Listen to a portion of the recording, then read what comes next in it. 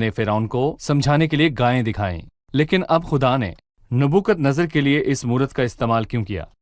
خدا نے فرعون کو سمجھانے کے لیے گائیں اور اناج کی بالیاں دکھائیں کیونکہ یہ موضوع مختلف تھا، پر یہاں پر نبوکت نظر کو فکر تھی کہ اس کے جانے کے بعد کیا ہوگا۔ اسے فکر یہ تھی کہ اس کے جانے کے بعد اس دنیا کی سلطنت کا کیا ہوگا، کیونکہ نبوکت نظر نے پہلی مرتبہ ساری دنیا پر حکمرانی کی۔ ہم جانتے ہیں کہ نبوکت نظر سے پہلے مصریوں کی حکومت تھی، پر وہ اپنی حدود سے باہر نہیں نکلے، جبکہ نبوکت نظر نے سب سلطنتوں کو شکست دی اور اس نے تاریخ میں پہلی مرتبہ ایسی حکومت بنائی۔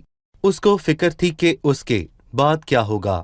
میں بتانا چاہوں گا کہ خدا نے اپنے لوگوں کے ذریعے اس دنیا پر حکومت کی، تب بھی جب اسرائیل کے پاس کوئی بادشاہ نہ تھا۔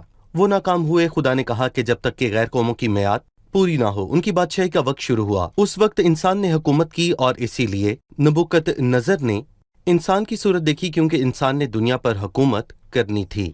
غور کریں کہ انسان کسی بھی دھات کا نہیں تھا،